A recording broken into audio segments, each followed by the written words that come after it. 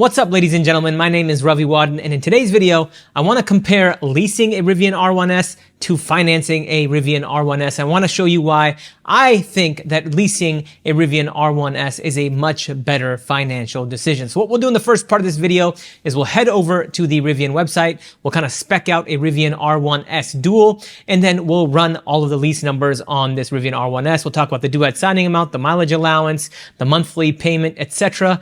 And then in the second part of the video, we'll run my 1.25% rule of leasing on the Rivian R1S, and I'll show you why it's a good lease deal in terms of value.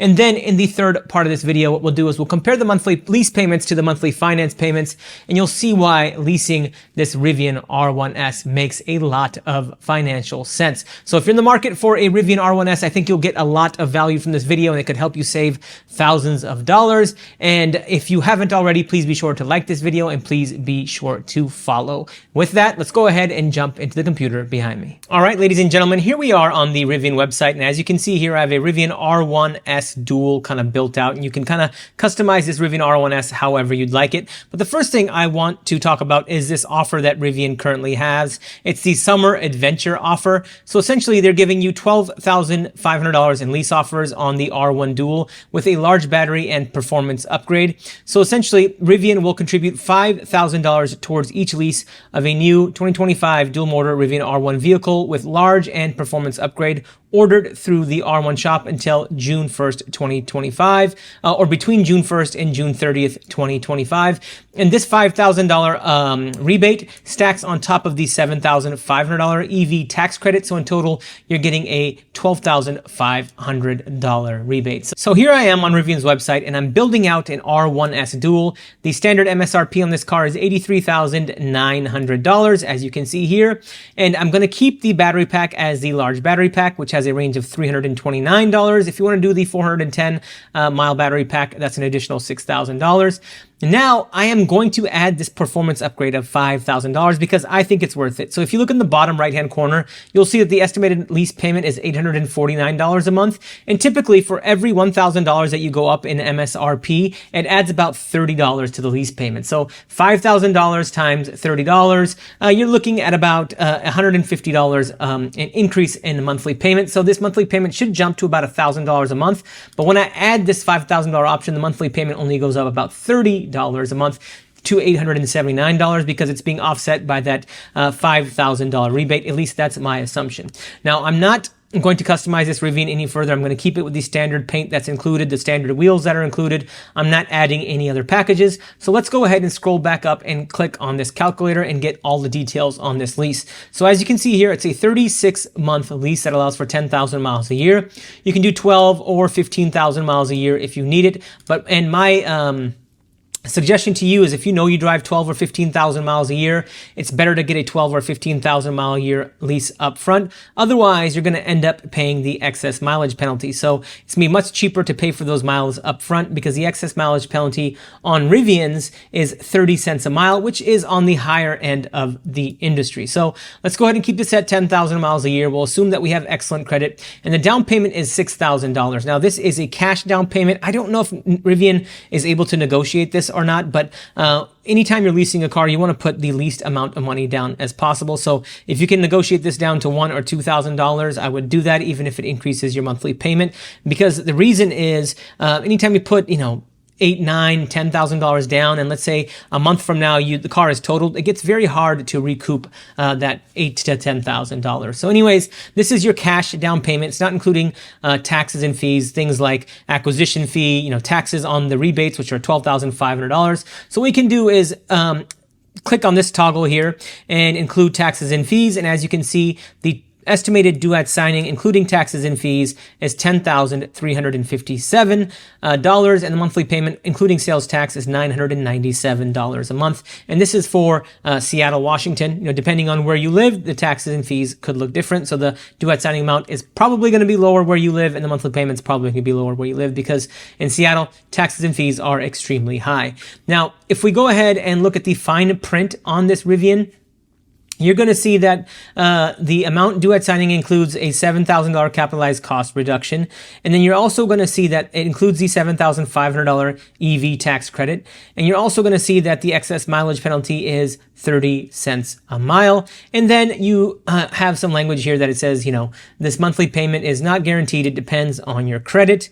And you also see that there's an $1,800 destination fee that is also included in this amount. So it includes all taxes and fees. All right, ladies and gentlemen, in this part of the video, what I want to do is run my 1.25% rule of leasing on this Rivian R1S. So with my 1.25% rule of leasing, what I do is take the zero down effective monthly payment with all taxes and fees included, and I divide it by the vehicle's MSRP. And anytime you get a number over 1.5%, that typically is a vehicle that you should finance instead of lease. If you get a number under 1.5%, that's what I consider a good lease deal and a car that you should lease instead of finance.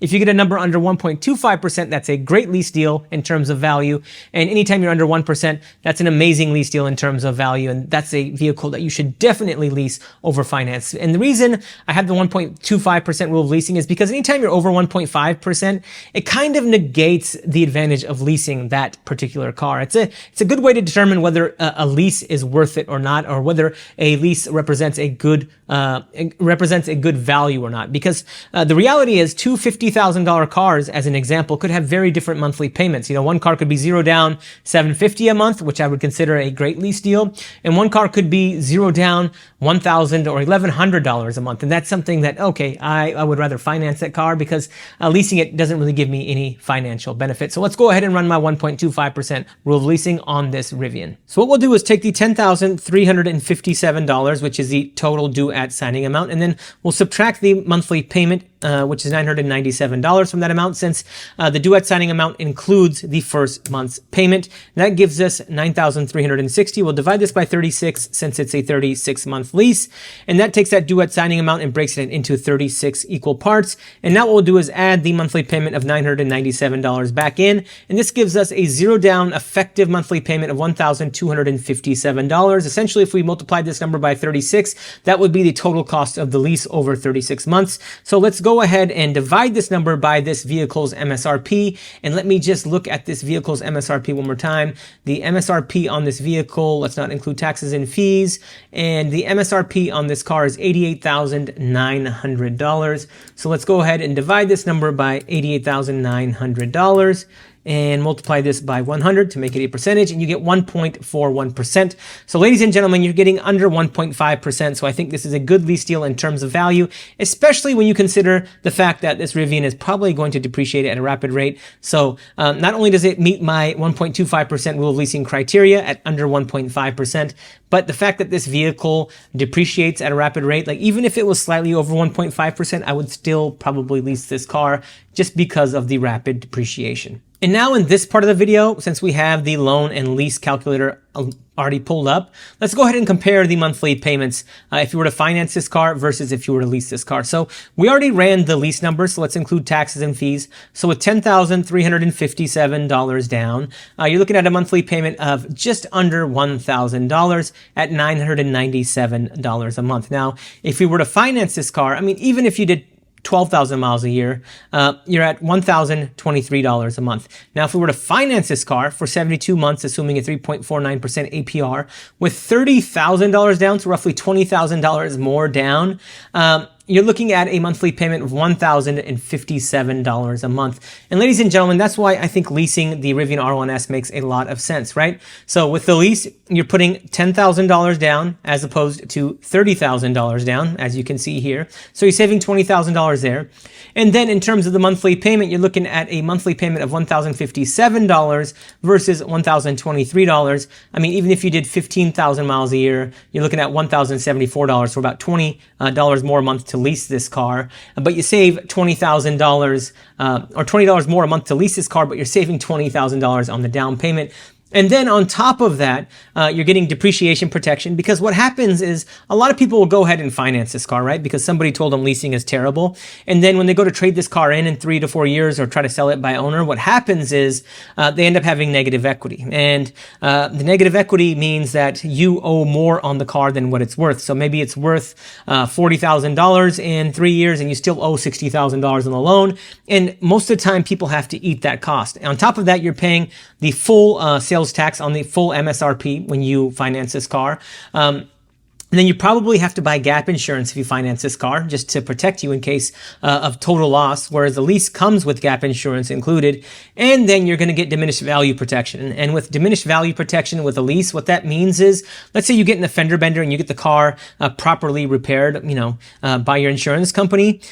You're not taking that hit on the vehicle like history report, right? So you can still, even though you have a minor accident, you can still return that lease at the end of the lease term back to Rivian, and you don't have to take the financial hit of getting into that fender bender. Whereas if you finance this car and you got in a minor fender bender and you had to get it repaired through insurance, now that accident shows up on your vehicle history report, and now your car is worth $2,000, $3,000, $4,000, $5,000, $6,000 less than what it would have been, and now you're responsible for that $2,000, $3,000, $5,000, $6,000 in lost value or diminished value. So that's why I think leasing this Rivian makes a lot of financial sense. And with that, ladies and gentlemen, I'm going to call it a video. If you have any questions about leasing in general or leasing this Rivian, let me know in the comment section below. And if you haven't already, please be sure to check out DriveMax.com. It's a company that I co-founded where you can get awesome pre-negotiated lease deals just about anywhere in the country. And with that, I'm going to call it a video. Thank you all for watching. Financial knowledge is power. Please like and follow for more.